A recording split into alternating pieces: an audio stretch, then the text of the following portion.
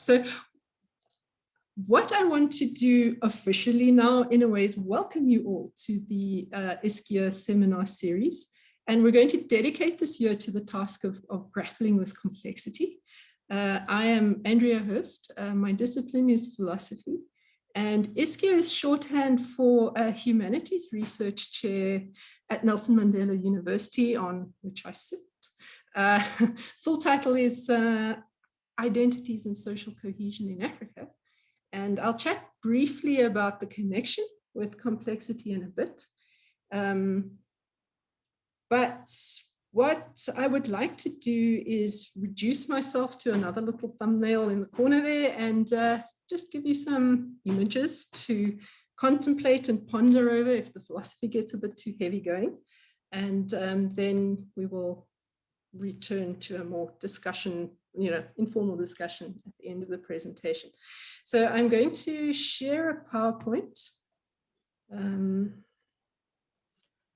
Sorry, Andrea, I'm just we are recording, just double checking. Okay. Yes, I am.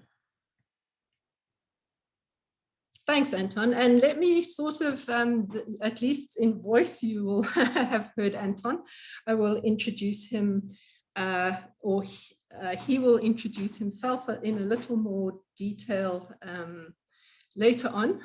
He'll kind of guide, manage questions, comments, that kind of thing. All right, it's not.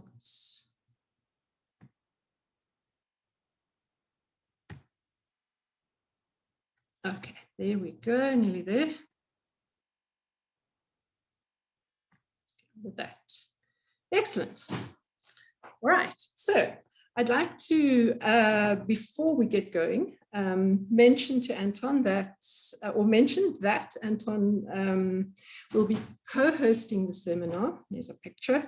And he is a PhD candidate in social sciences or applied social sciences at Durham University at the moment, and a lot more than that. And he will introduce himself more fully at the end of the presentation and manage the questions, lead the discussion. So I'm not going to detail this mix of historical contingency and shared interests and weird kind of COVID-19 serendipities that brought Anton and I back into conversation. Suffice it to say that the idea for the seminar arose out of this confluence, but together with a kind of general sense of the discursive necessity for more complexity thinking. When given all we learned about its lack of application in a pandemic context, just for example. So certainly in our neck of woods, I very, very much want to make a complexity discourse more prominent. And I'm very much interested in focusing on practice. So the overall problematic that Anton and I put together as a kind of seminar brief speaks mostly to this discursive necessity for more complexity thinking.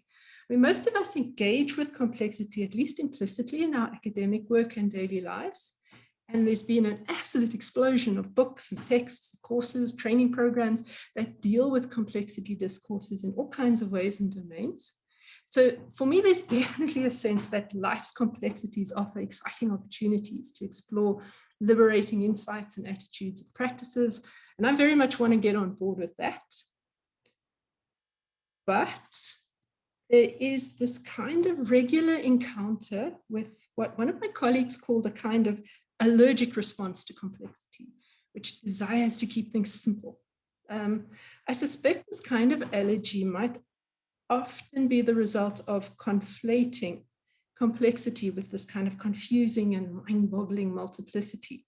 So if there's anything I really, really, really want to insist on right from the start, it must be that complexity is not just multiplicity, and it's not the direct binary opposite of simplicity. You see this conflation of complexity and multiplicity everywhere. And I think it's quite a fundamentally misleading error. So you can explain what it means to say that reality is neither straightforwardly simple nor multiple, but complex in many, many, many ways. Philosophically, I like to think of it in terms of two paradigm shifts. Paradigm shift is a fundamental shift in the way that we think about things, after which everything changes and there's no going back. The first is Immanuel Kant's Copernican revolution. You can think of that as a switch in perspective regarding perception, roughly.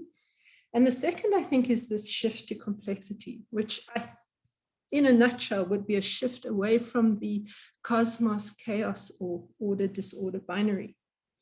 Okay, so to explain that in a little more detail, before Kant, we kind of assumed that our sensory and cognitive faculties were like more or less transparent window to the world out there. So finely tuned faculties would act like a crystal window, giving us clear and distinct picture of the world. And badly tuned faculties would give us kind of muffled, grubby, distorted picture. So if you're familiar with Plato's cave metaphor, you would have a clearer than crystal real world out there, utterly beautiful, perfectly ordered, just pure and shining goodness.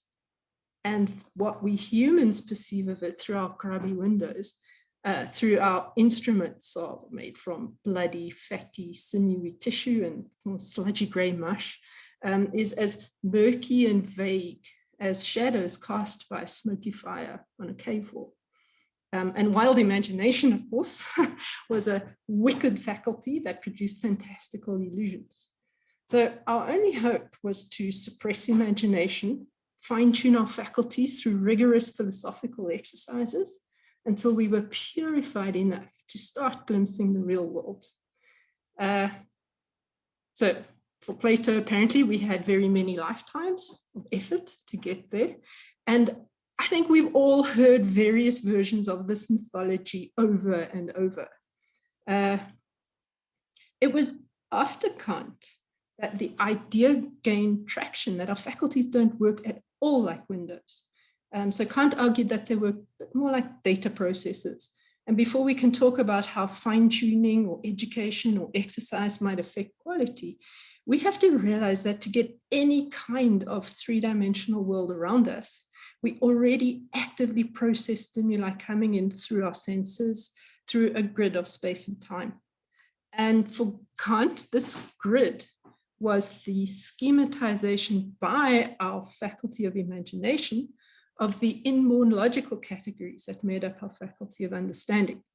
So he might not have been accurate in all details, but his genius was to see that humans are born with certain powers or faculties that kind of hardwire us for specifically human kind of spatiotemporal perception.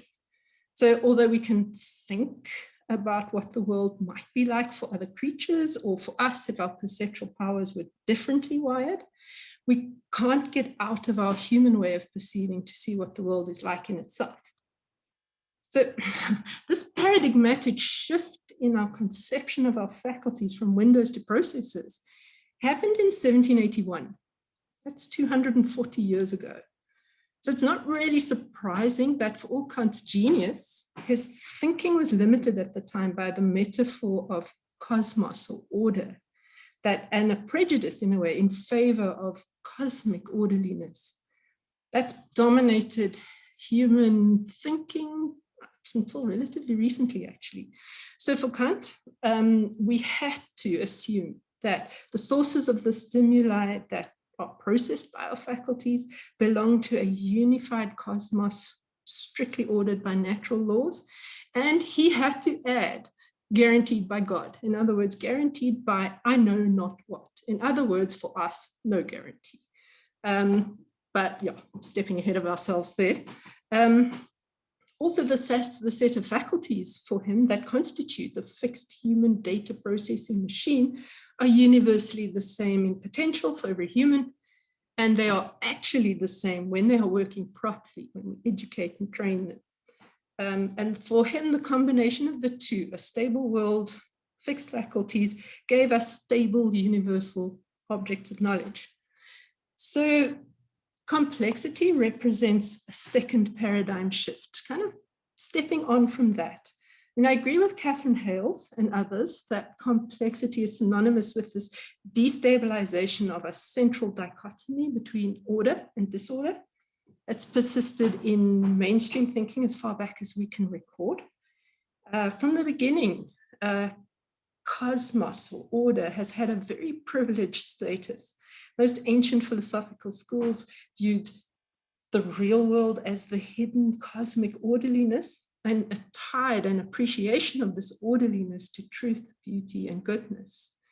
And this set the tone for an intellectual tradition that viewed anything disordered, anything inexplicable, madness, any kind of vulnerability or horror or abject ugliness, all those kinds of things, as a pejorative indication of error or lack, or evil. And I think Hales is absolutely right to say that the destabilization of this order-disorder dichotomy has produced a major fault line or a paradigm shift that separates contemporary mainstream thinking from its predecessors.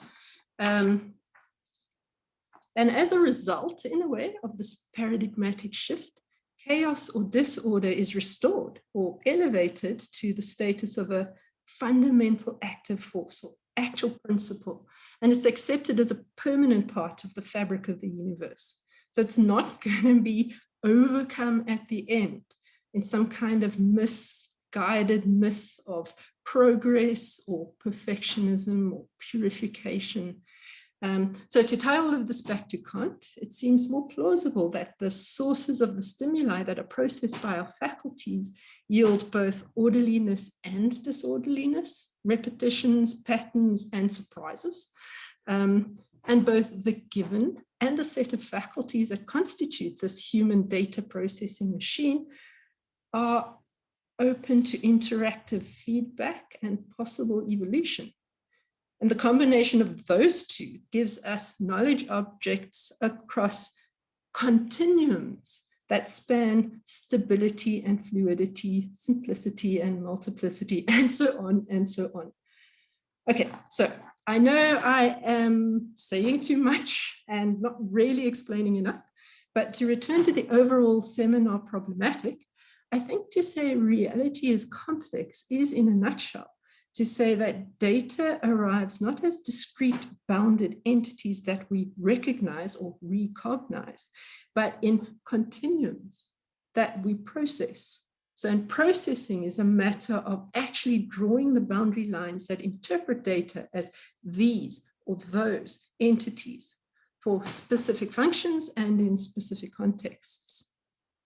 So I really doubt that there would be anyone around who would deny that it can be highly problematic in that context to draw lines by which we interpret complex input using oversimplified binary schema or reductive oppositional divisions. I mean, if you just Google this, there are 1,000 texts calling binary thinking problematic.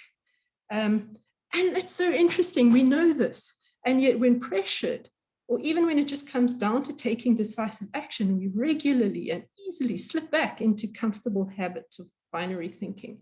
And our tendency to polarize has been so pervasive throughout history that it seems to be what Anton calls our factory default.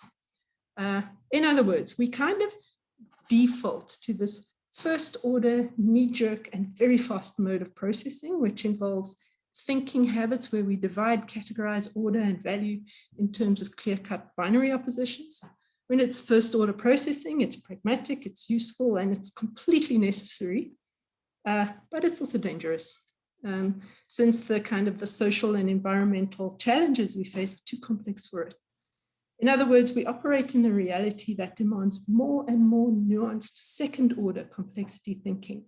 And this requires a reflective step away from our immediate processing and should lead to self-reflective moderation of the habits of binary thinking. It takes better account of what is multiple, messy, and indeterminate, but doesn't get lost in chaos. Doesn't forget the simple, the orderly, and the determinate. So it's a slower mode of thinking. It's more demanding, more critical, more accurate, and more honest. On the downside, Because we're so habituated into binary thinking, complexities often feel overwhelming and they lead to emotional or cognitive shutdowns, with the result that kind of grave social and environmental challenges actually stem from our reluctance to grapple with complexity. But on the upside, complexity studies has become a huge field, and there's certainly enough counterexamples that challenge our inclination to polarize in the name of complexity, certainly enough of those to plausibly suggest that people do find complexity exciting. And we can shift out of our factory default and find ways to embrace complexity without becoming overwhelmed by it. So that's the idea of the seminar series. We're hoping to foster a kind of affirmative approach to complexity that seeks practical ways to shift beyond our factory default and tap into this exciting, liberating energy of complexity thinking. So I personally am very interested in grappling with complexity as a lover of philosophy, hoping to find practical ways to unlearn habits of binary thinking and embrace complexity thinking. And it's very good to see philosophy snuggled up so closely with social complexity on Brian Castellani's map, because you might be wondering how all of this is now tied to the overall project of a chair in identities and social cohesion in Africa. Okay, so this is a title, I have to say, that I inherited with a deep sense of irony as a string of concepts with which I would simply have to struggle. I must admit that I find it challenging at best to get my head around the concepts of identities, of the social cohesion, Africa, not to mention their interrelationships and what is done to them by the terms and in. There's just no way of relating these concepts in a coherent, linear, causal, or systematic way that would generate practical guidelines of the sort of government demands for social policy making, political decisions. Leaves me with a kind of feeling of impotence in a way and frustration. Wouldn't it just be great? Wouldn't it be just so much easier if I could say with conviction, well, to achieve social cohesion, which means working together, we Africans need to create a homogeneous community identity that we all share. So the best way to organize our society is along lines that promote economic and cultural sameness. Or to achieve social cohesion, which means zero antagonism, we Africans need to leave one another free to create our own diverse identities and do our own thing. So the best way to organize society is along lines that celebrate diversity and promote individuality. I'm sure you're already attuned to all the many intractable issues associated with those two statements. It's quite easy, actually, in view of their impossibility both ways to become disheartened with complexity. But on the other side, I really don't need to even ask you to imagine what it would be like if oversimplified extremist policies of either homogeneity or atomistic individualism are enforced. So to put it in a nutshell, and I know here I'm taking an unavoidably self-authorized ideological stand, but I have committed to the assumption that a flourishing society is a network of relations among people at all levels, from interpersonal to large groups, and between people and things, which exhibit to a fair degree a willing embrace of complexity. And by contrast, a deteriorating society consists of relations that are increasingly characterized by a resistance to complexity, and therefore polarization and extremism on both sides of the binary divides. So I have an interest in social flourishing in Africa, and this means that I'm strongly invested in fostering complexity thinking. And I'm invested not only in finding practical ways to improve my own habits of thinking, but I think it always starts there, doesn't it? But I'm also interested in how to seduce others into a desire for complexity thinking In other words, I'm interested in teaching and learning in a highly Socratic or Platonic sense.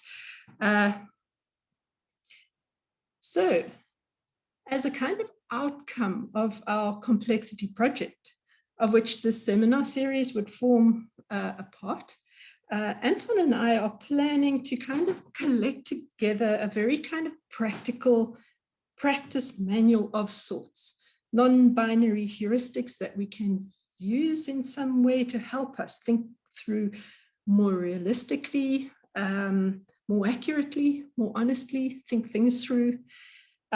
This might help others also improve their habits of thinking if they value that kind of help and are seeking it out.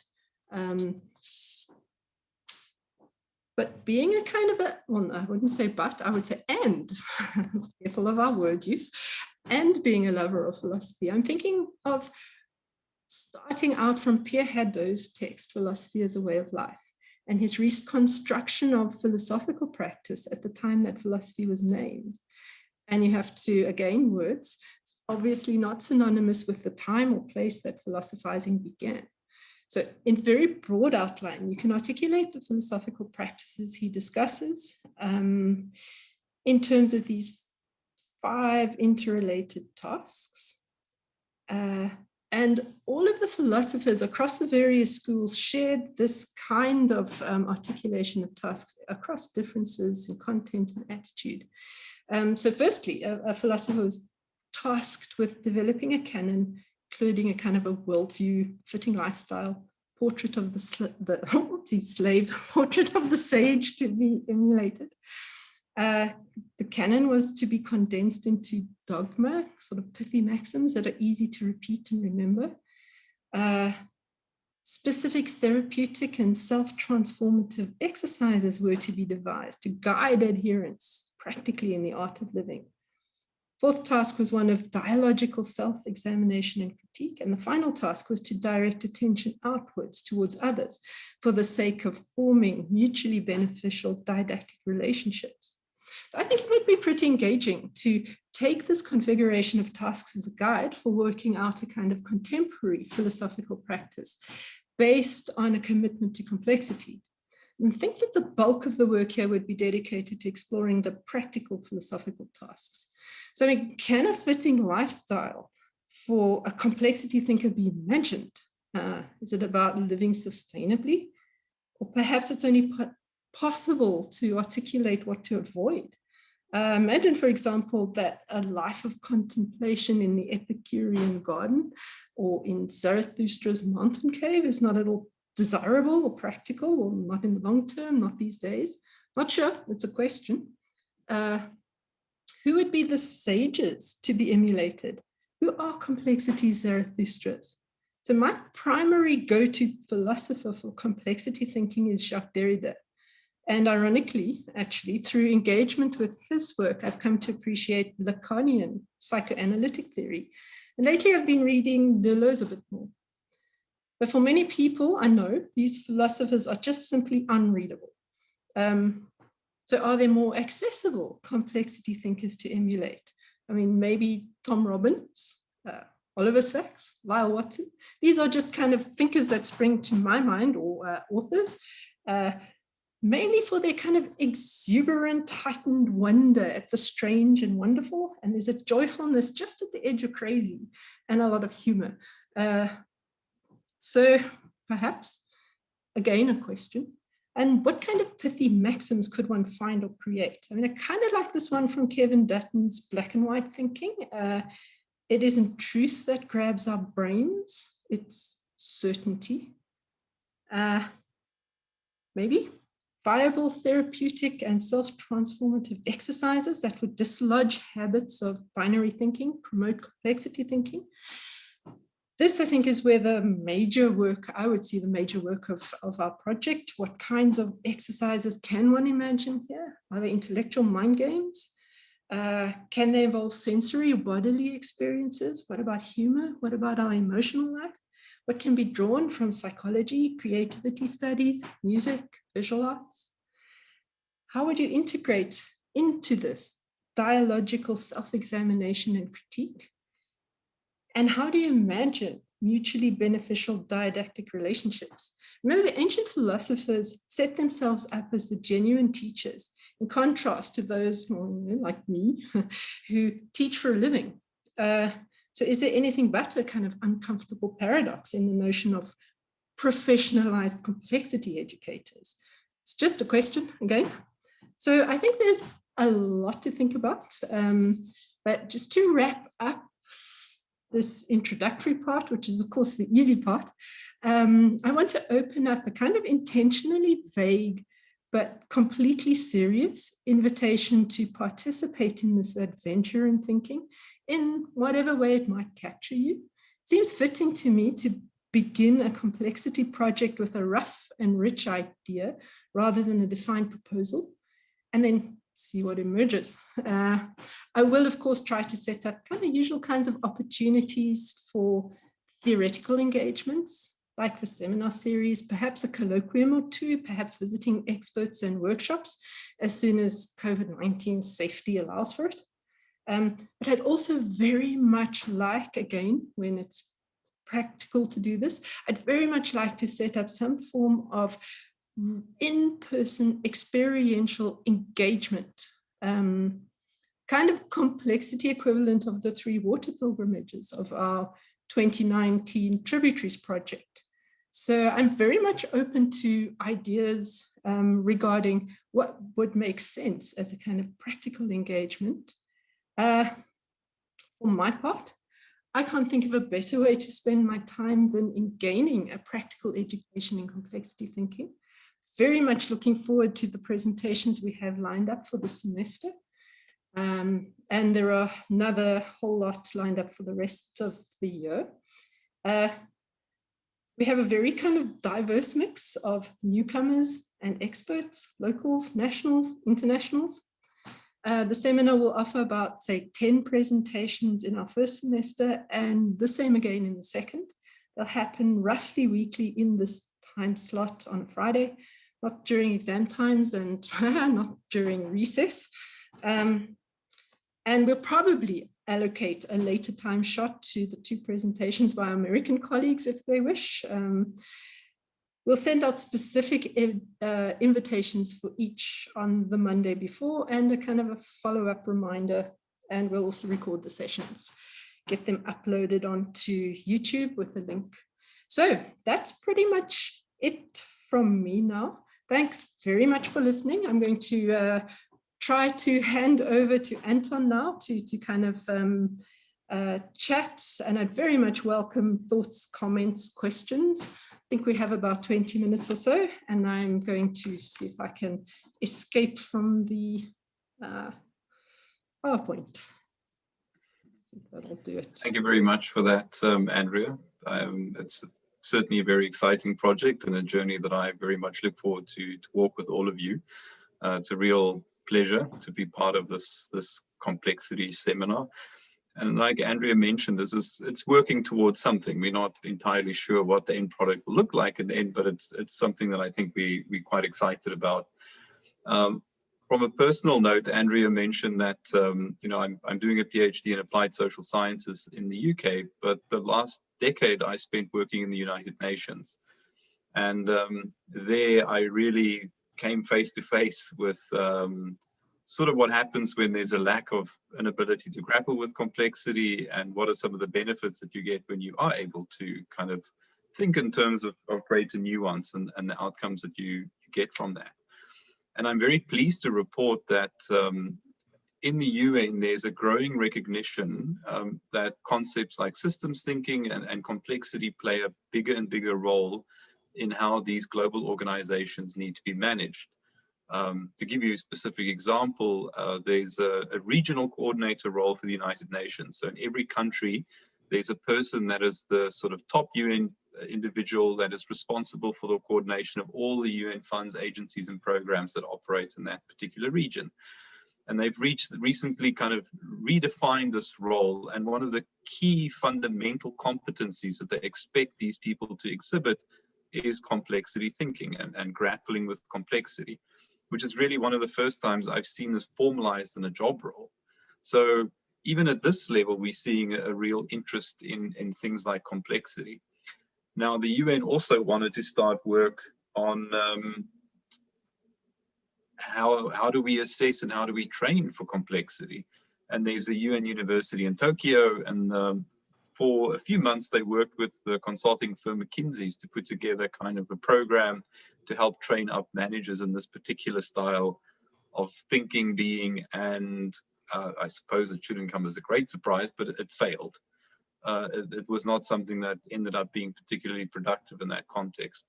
So, you know, what I'm hoping is that whatever we grapple with over the next year, it's something that can help inform this project of how do we not only inform ourselves about how do we think complexity, but how can we take this program beyond ourselves and sort of help others to deal with this.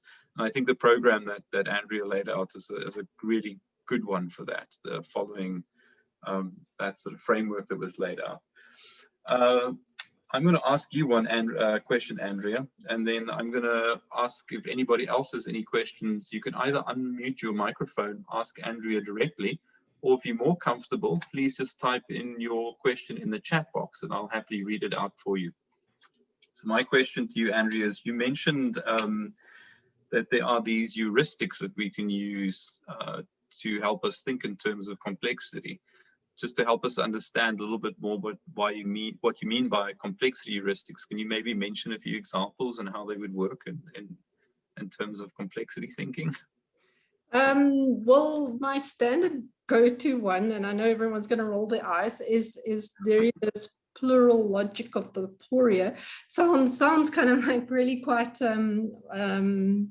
difficult to make sense of, but what it really means is that if you try very hard to promote a kind of thinking that, for instance, fosters diversity, you're going to end up in a dead end somewhere along the line. So if you then shift to the other side and you try to promote something that is, say, promotes more kind of simplicity or individually or whatever, you're going to end up in another kind of dead end. And these two always opposing ways of thinking about things are unresolvable. This is the thing that I find kind of interesting. So this would be a heuristic. The plural logic of the aporia says, okay, one way of thinking, very systematic, very structured, very ordered, very neat, very precise. That way of thinking, he calls it economic. It's going to lead you into dead ends of a sort. But if you go in the other direction and you start integrating multiplicity and diversity and all the kinds of economic, he calls them, factors in a kind of in your way of thinking, you're also going to end up in a different kind of dead end, a kind of paralysis of thinking. But what often people try to do or think about doing in the name of complexity is to find the happy medium between the two. And that is something that you cannot do,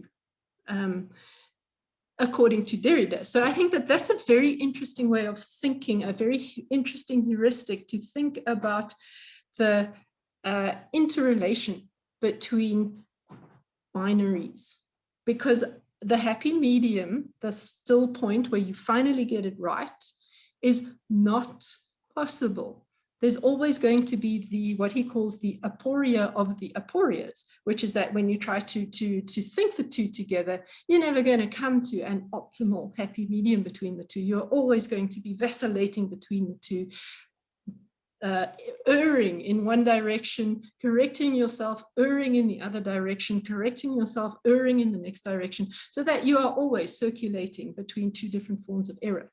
It's difficult. It's a difficult way because it does mean there is no final, absolute, complete certainty that you've done the right thing. So particularly important, I think, for complexity and the idea of ethical choices. That sense that you will never make the right decision completely. You have to do the best you can, but enables you to be humble and not dogmatic about the decisions that you do make. I think it's important. So that would be one idea of a kind of heuristic that you can start using. Great. If you want more, but no, that's perfect. We've got some questions that have come in. First here is from Christopher. He says, I'm very suspicious of the rejection of binary thinking as a dialectician. Why no space for complexity within bounds of a range defined by a dual split? I think he's right to be suspicious of a outright rejection of binary thinking. I think that that's not what complexity does. It's the same kind of thing. It's that you always have to work in that in-between space between using binary thinking. It's useful for certain, and in fact, it's essential. You can't process unless you do start making divisions that separate one thing from another in a kind of a binary way. So it's not a rejection of binary thinking, I don't think, not in my mind. It's an idea of looking at how binary thinking, like the plural logic of aporia, that would actually, how can you say it? It steps out of binary thinking. So look, binary thinking happens, but you've got to be careful with it. And you've got to see how it is not as stable and clear-cut as it looks. So I wouldn't say that complexity rejects binary thinking, but it makes it more difficult. I'd kind of be interested in how other people conceptualize that, because it's an interesting question to ask, to think about. Certainly something I will reflect on further. That's a kind of a knee-jerk response. So I don't know if that satisfies you or not, but I would be very much careful of anything that says a wholesale rejection of a certain mode of thinking. I don't think that that's what complexity is all about. It's more like making things a little less certain, a little more difficult, a little less straightforward, but without losing the kind of value of straightforward primary kind of processing. No, I would agree with you, Andrea. I think binary thinking and dialectic thinking is a very useful tool in a toolbox. But as Maslow said, if the only tool in your toolbox is a hammer, then all problems start to resemble a nail. And I think this is very much an exploration of, yes, engaging in a dialectic process is a useful tool, but are there additional other tools out there that we can also use to reflect on problems? And to kind of move away from that being the default tool that we hammer everything with, and see if there's more productive ways of thinking about certain sort of problems in the world. Janet has I think a question for you here. Andrea, it says, why do we need a sage to be emolumulated or to be enlightened? Why do we need a sage? Why should we be the ones to, I guess, sort of bring this idea of complexity forward? And why do people need this? Why do you need a sage? Maybe you don't you need a role model? I like them. I mean, isn't that, and okay, so that's just again a kind of like so I suppose that the basis of the question would be, why can't we be our own autonomous thinkers? Why do we need to look up towards others who we admire? Is it, I mean, it's a question. Do we need a sage? I like them. I mean, all the books I read, all the people that I kind of bring them into my life. They are people from whom I can learn. Maybe we don't need one sage. Maybe we don't need a sage that is the paradigm of the perfect nowhere in that field for the rest of time. Maybe we need multiple kind of sages, but it's an interesting question, Janet. I'm not 100% sure how to answer it, except that as a human being, I looked around myself to other people who model for me activities, ways of thinking that I find exciting and want to emulate. I think that's the way that we work, and that you would always need a sage. Even the sages need sages, don't they? Not sure about that, but yeah, something worth thinking about a bit more. Okay, we've got a couple of participants who have their hands up. I'm just going to call out your name. I apologize. I did not see the order in which the hands came up. So I'm just going to go from top to bottom, but you can just unmute yourself and then, yeah, into the discussion. So Glenn, we'll go with you first. Thanks, Anton, and thank you, Andrea. I'm so Glenn. glad to be part of this group again. I've been looking forward to it and waiting with lots of anticipation. So a couple of things which came up to me as you guys were speaking with this idea about the binary thinking, and even now the latest remark about the sage was, I was reflecting on the, if anybody has followed the news in South Africa this past week about the funeral or memorial services or internment ceremonies associated with His Majesty the late Zulu King, King Goodwill Zwelithini. And if you had been following that story, you would have noticed that there was a lot of uproar in South Africa about the use of certain terminologies and the disrespect of culture and folklore and ritual and custom. The prime example being that some people in the media had started saying the king will be buried. And the cultural custodians responded with a huge uproar and backlash saying, absolutely not, the king is not being buried, the king is being planted. And for them, they wanted to make a huge distinction about the fact that when you're doing translation or even transliteration, you are losing so much, and you cannot rely on the fact that there is this binary which exists in other cultures or languages. So for the Zulu culture, there might not have been this idea of being alive and dying, the engagement with the ancestral spirits also, and then this notion that the new king is actually going to be a seedling which rises out of the planting of the new king, that you don't announce who the new king is until he's been planted, for example. So I was just struck by this idea of a huge culture, the Zulu nation in South Africa, the largest cultural and ethnic community in South Africa, having lost their so-called sage also, and wanting to make sure that we were not reducing what we as outsiders were also observing through the lens of a binary worldview, and to embrace complexity, even that which we don't understand because it's not part of our culture. So it just was an interesting thing which resonated with me as you guys were raising those remarks. Thank you. Great. Thanks, Glenn. Yeah, I think that's, I mean, that encompasses an enormous amount of richness there. One of just the trigger word for me, which is just then takes it even a little bit beyond, is this notion of language and complexity. There's so much in language that one has to be kind of aware of. And when you're actually even trying to think in complex terms or speak about complexity, language figures the way that you think very, very, very strongly. So yes, I'm really hoping as the seminar progresses that we will have a language expert to come and chat to us about language and complexity. I think it's very important. So yeah, but thanks for your comment. I think that's a very interesting way of tying it to real things that are happening here in our lives, in our places. Maybe not all of us. But yeah, okay, thanks, Glenn. Thanks, Glenn. Yes, I think we are fortunate to find ourselves in one of the most complex societies probably in the world. So hopefully we can learn from our own local conditions.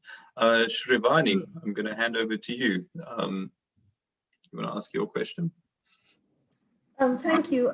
Mine is not a question really. It was just a response to the question on the binary. And my response is to say that, you know, what we're saying that as a heuristic device, as a way of experiencing and of trying to understand the world, the binary is very limiting and very exclusionary. And particularly, you know, we see how it has been used as an instrument historically. And whereas the complexity is a different reflection of the world, it is a more inclusive reflection of the world. And it's you know, it's about how the world operates as an ecosystem. And that is the difference between, I think, between using complexity as a heuristic device and the binary. I think it's not an exclusion of the binary. It's just being critical of the limitations of the binary. Thank you. Thanks. Yeah, I'm fully in agreement with you there. I think that, that's the interesting thing about complexity. I mean, perhaps we shouldn't get too hooked up on binaries, because that's only one way of processing. Systems theory is a different one. So ecosystems and all of that. It's again that same shifting of the discourse about systems to make them open, ecosystematic instead of closed. So it's the same kind of thing. Your thinking doesn't discard or reject or move away from systems, but you're looking at systems with a different lens, if you want to put it in that sense, or just in a slightly different way. So I hope that you all noticed the candle. That was the beginning part of my, you know, one of the images I was hoping you ponder over a bit.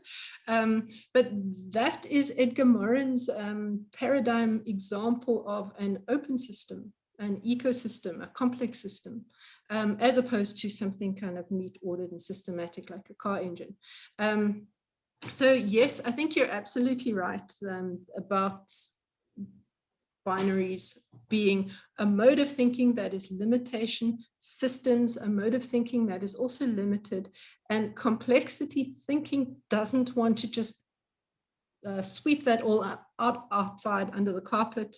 It's a matter of being much more nuanced about what we do with binaries or what we do with systems. Anyway, in my view. Right. Bruce, you had a question. Yeah, I'm trying to get my video working here. Doesn't seem to want to work. Oh, there we go. So I guess in some ways it depends on what intellectual work we want complexity to do for us, right? I mean, the thing about complexity is that, well, it's used in so many different ways. I don't want to say it's complex, but it's not just philosophers that use it. And in fact, it's not primarily philosophers that use it. It comes from a lot of different disciplines. Yeah. And so, I mean, just off the top of my head, I can think of at least 3 different ways that we could use it. We could use it as a model of reality. So we might suppose that complexity is describing what reality actually is, as opposed to previous ways of describing reality, which might have been more Platonic. We might be using it as an explanatory strategy, or we might use it as a method of thinking. And each of those has different implications, I think, for philosophers. You know, the method of thinking approach seems to me to decenter the self. In other words, instead of thinking of us as the locus of concepts, of all that is, you know, worth knowing in the world, we put ourselves within a system in which we are affected as much as we are effectors of the system.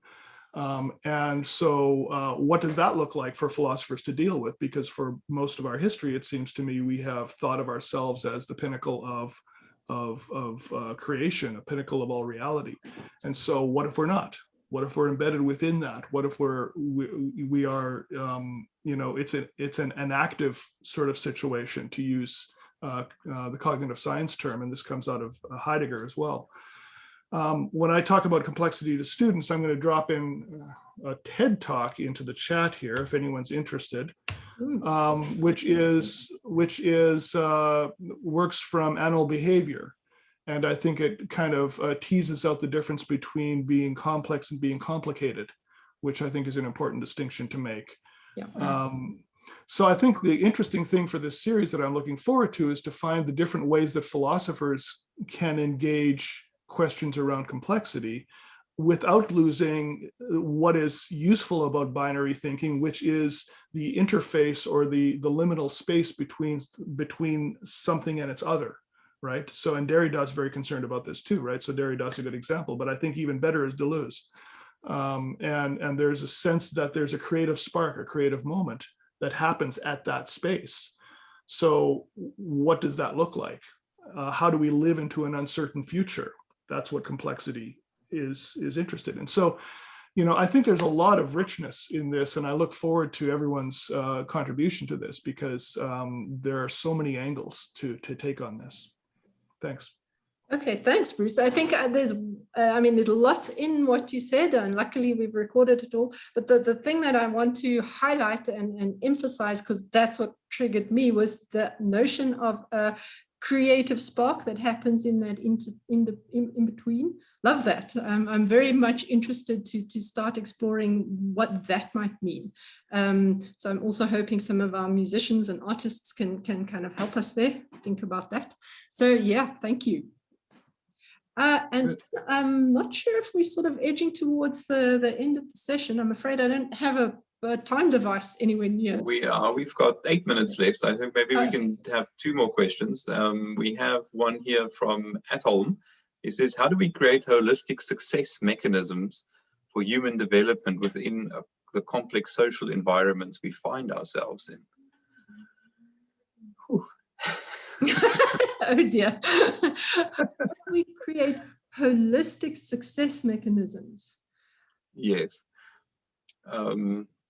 My sense, having read this question, is that I feel like this is something that we'll only be able to even begin to answer towards the end of this this seminar series, because there's a lot to unpack there. Yes. But it is a very important and certainly pertinent question. Let's see. What else have we got?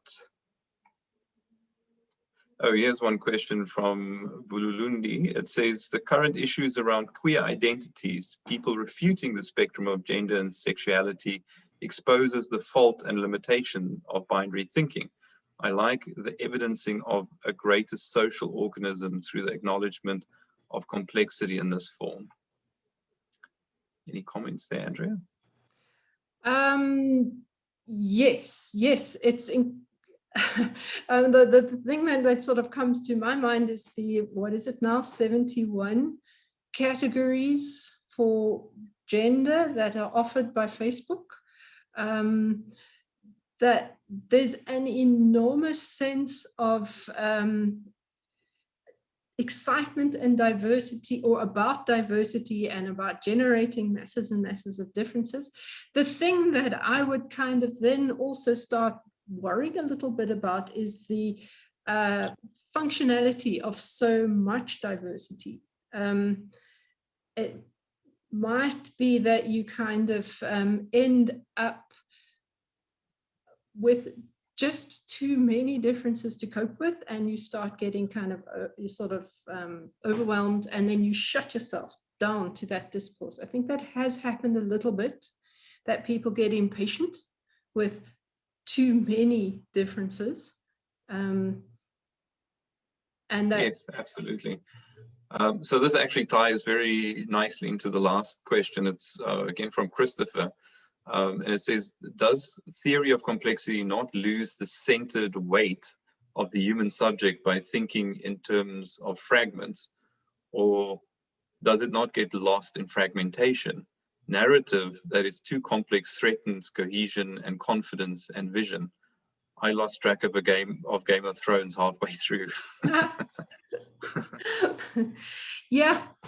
I think that there's one thing there that I would just be very careful of, and that is to associate complexity with that domain of fragmentation and multiplicity. That's not what complexity does, as far as I understand. Complexity is very much an effort to negotiate two different economies of thinking. I'm going back to Derrida again.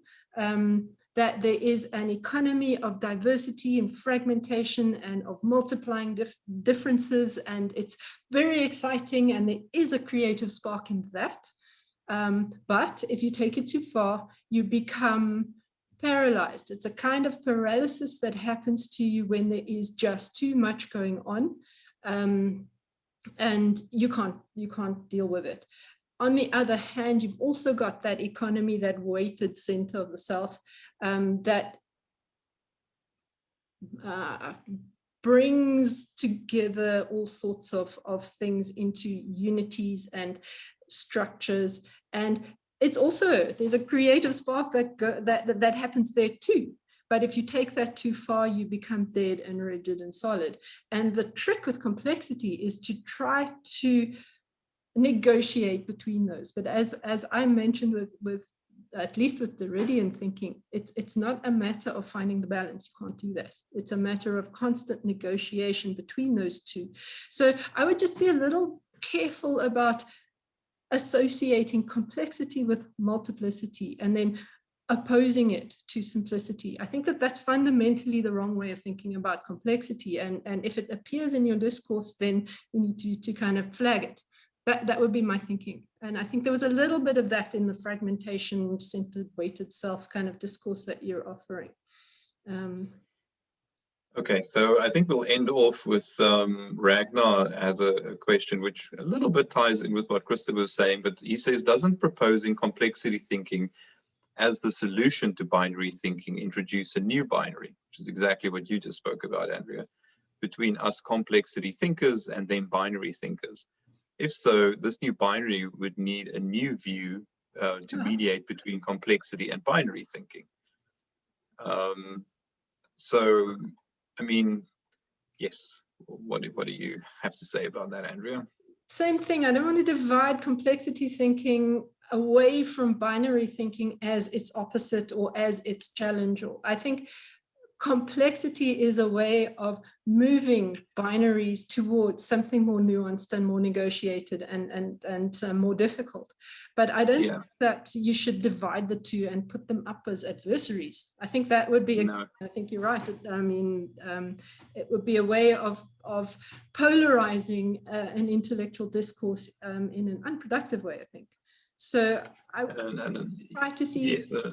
Yes, complexity is kind of creeping into the binaries and destabilizing them a bit, more than rejecting that way of thinking. Yeah, sorry, Anton. Yeah, and no, I was just going to add that, binary thinking, to my mind anyways, is a very powerful tool. It's like a hammer, and you can put together all sorts of wonderful structures with a hammer. You can also bash somebody's head in with a hammer.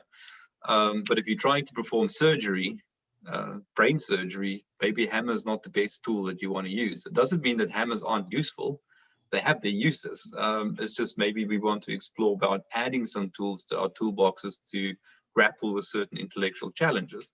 And that's really why I see complexity coming in and giving us some of those tools to tackle some problems that this hammer of binary thinking just has real trouble giving us productive solutions to. Okay, I think we're right at time. I know there's a few other questions that came in, Gary. I'm just going to read them out. He says complexity is both the multitude and the binary, and the reductionist, simplistic, and holism, question mark.